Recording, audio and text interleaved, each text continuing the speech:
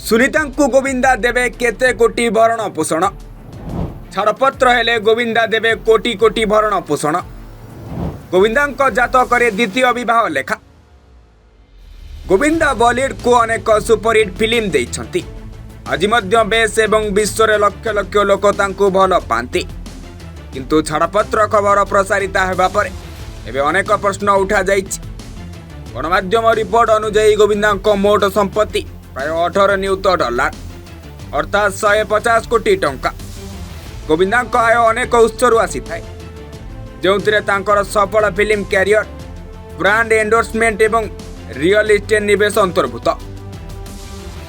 गोविंदा वार्षिक आय प्राय 12 कोटी टंका बोली कहुछि। अभिनेता गोविंदा मुंबई रे अनेक संपत्ति अछि।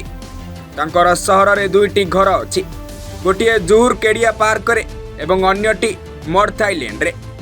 वर्तमान यह संपत्ति गुड़िकर मूल्य प्राय 16 कोटी टंका। यह व्यतीत गोविंदा अनेक रियल इंटरेस्ट रे मध्य निवेश करिसंती, जहाँ तांको तांकर आर्थिक स्थिति को सुदृढ़ करिवारे सहाय्य करिछि।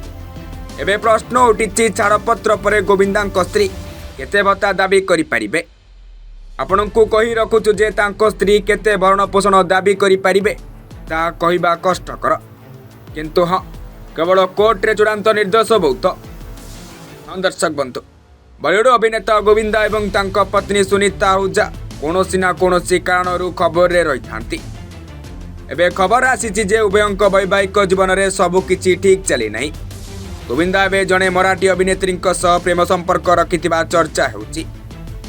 एही कारणरू से निज पत्नी को छाड़पत्र देबाकू योजना मध्य करुछंती बोली सामना को आसीछि।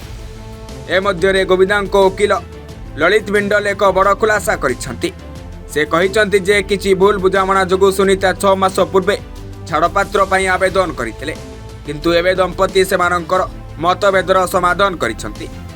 दुए एबे एकाठी खुशी। एपरी घटना गोटे दंपति मध्य रे घटे। सेमानंक संपर्क दृढ़, सेमाने सबु बेले एकाठी रहिबे। तेबे सेपटे लोके कहउचंती जदि गोविंदा सुनीता को छाड़पत्र दियंती तेबे कांगाल होइतिबे, कारण सुनीता गोविंदा को मोटा अंकर भरण पोषण दाबी करिबे। ब्यूरो रिपोर्ट, निरपेक्ष।